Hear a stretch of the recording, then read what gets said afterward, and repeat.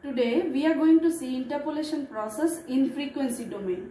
So for that, first we will consider the interpolator block, which is given by this up arrow, which stands for interpolator, by a factor L, where L is integer value, and let us consider the input to the interpolator block is x of n, and the output to the interpolator is given by ye of n. E stands for expansion. So interpolator block, here x of n is input, ye of n is output. Output is the expanded version of the input signal.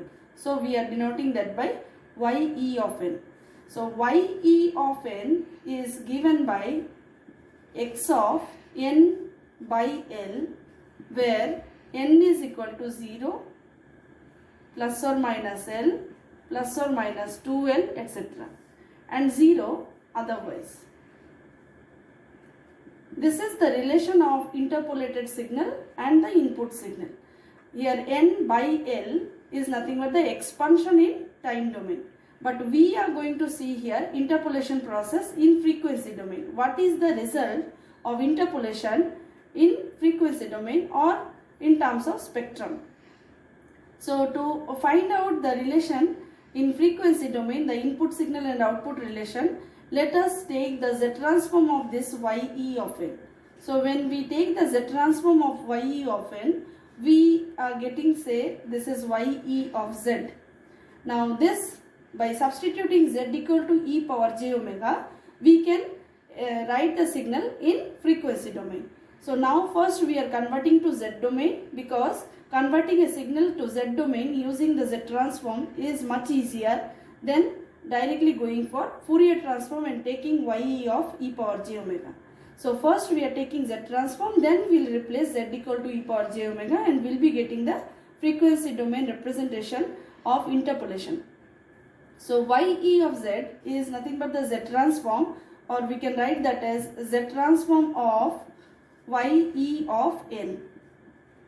So that is given by, we know the Z transform formula is n is from minus infinity to plus infinity, ye of n into z power minus n. Now let us consider here this ye of n, which is x of n by L, in terms of input. So when we are writing this in terms of input, n is from minus infinity to plus infinity, x of n by L, z power minus n.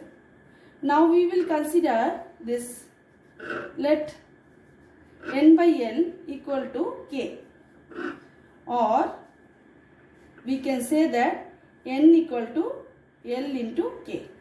So we will substitute, give this as equation number 1 and this is equation number 2. So equation number 1 is ye of z, which is equal to x of n by L, z power minus n, and the relation we are going to substitute n by L equal to k, which is given in terms of equation number 2. Now we will substitute equation 2 in equation 1 and we will see what is the relation we are getting. Coming back to the equation number 1, which is given by this expression, now we are going to substitute the n value, which is equal to k into L, in equation number 2, and we are going to substitute this value here in this equation. So here we are going to replace this index n also by k. Now you can see that when n is minus infinity, according to this expression, when n equal to minus infinity, k is also minus infinity, and when n equal to plus infinity, k is also plus infinity. So we can replace here k is equal to minus infinity to plus infinity. Now we are replacing n to k, and x of n by L is equal to k, and this is z power of minus n is equal to k into L. And now if we rearrange this here, k is from minus infinity to plus infinity, x of k, we can write z power L and whole thing power minus k. Now let us change the index k. Let us change k by n. The index name alone we are changing.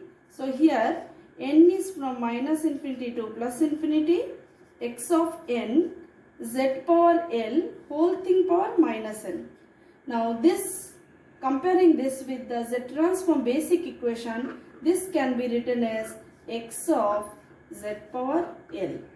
Because we know that if x of n, z power minus n, we call that as x of z. But now here it is z power L. So according to the basic Z transform equation, x of z power L, which is nothing but ye of z.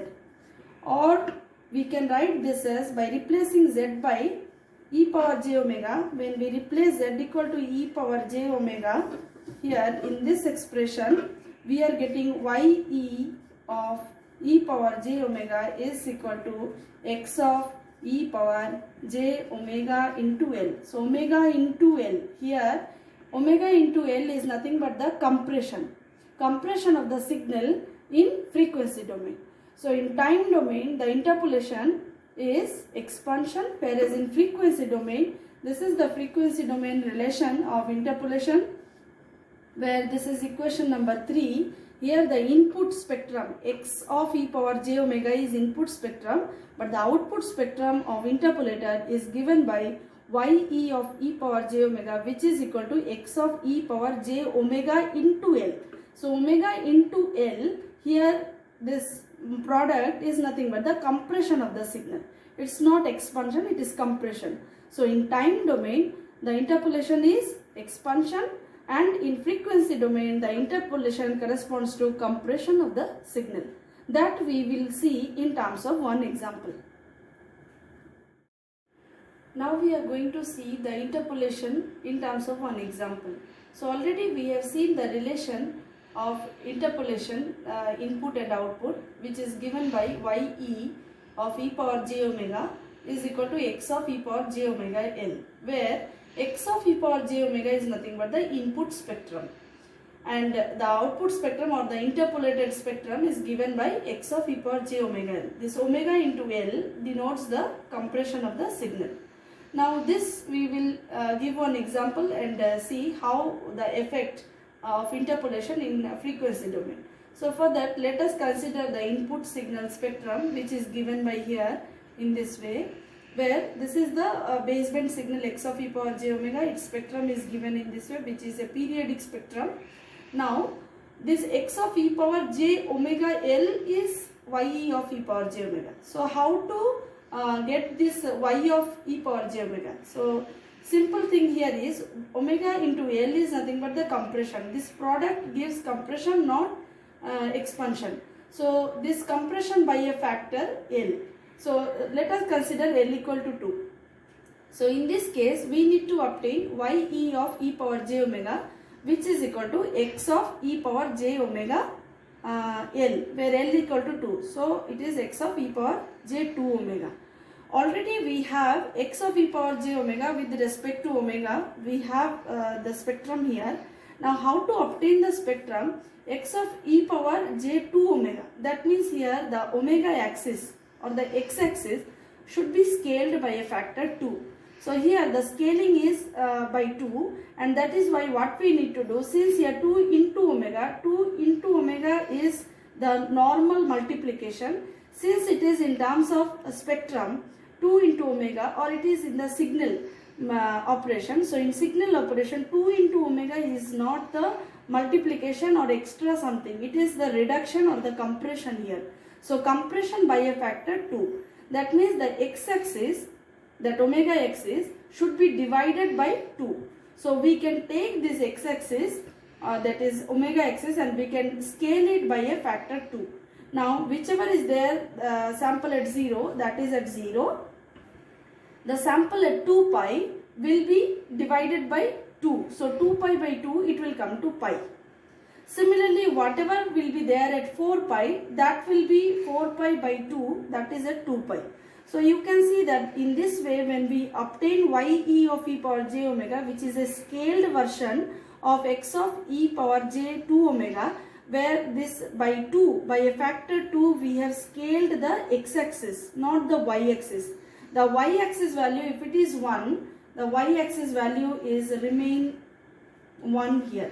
There is no change in the y-axis, whereas the x-axis value is scaled by a factor 2. So 0 will come to 0 by 2 is 0, pi by 2 will become pi by 4, minus pi by 2 will become minus pi by 4. So you can see that there is a shrink in the spectrum. So that means there is a compression. So this was the original spectrum which was from minus pi by 2 to pi by 2. Now it is from minus pi by 4 to pi by 4. So that means the original spectrum is compressed by a factor 2. So whichever was there present at 2 pi, now it is coming to pi, and 5 pi by 2 is now become 5 pi by 4, 3 pi by 2 becomes 3 pi by 4. Similarly, whatever, this is a periodic spectrum, so whatever was there at 4 pi, now that will come to 2 pi. So this was 4 pi plus pi by 2, and that will be 4 pi plus pi by 2, whole thing divided by 2. This side it is minus. So in this way we can see that previously in between 0 and 2 pi nothing was present here. If I consider 0 and 2 pi, 0 and 2 pi, this is the place if I consider. So in the original spectrum in x of e power j omega, we have here this one baseband spectrum, and it is the replication or replica of this. Now you can see that in between 0 and 2 pi we have one extra, so which is called as image. Now since L equal to 2, we are getting one image, L minus 1 image. If L equal to 3, we will be getting 2 images in between 0 and 2 pi. That means the interpolation process, it creates L minus 1 images in frequency domain. So this is the effect of interpolation in frequency domain, and these images are conveying the redundant information which is not necessary. So this image should be filtered, and that is why the interpolator block is always, it is after the interpolation block we connect one low pass filter which will be removing this image which is not necessary or redundant information, and that is why we get a new interpolator block which is given by the input signal, the interpolator. Since this interpolation process creates the images that to be removed by low pass filter, and then we get the interpolation sequence or the YE of N. So this is the interpolation process in frequency domain. So we can see that from this example it is clear that the interpolation process creates images, or due to the compression process we get images here in frequency domain. So these images are redundant information or extra information which can be removed by the use of low pass filter. But in time domain the interpolation created zeros. By doing that the number of samples were increased. So here it is compression. Those zeros are reflected in terms of images here. So in the previous example when we discussed the time domain interpolation process, we saw that there was L minus 1 zeros were inserted in time domain. Here those zeros are reflected as images in frequency domain. Thank you.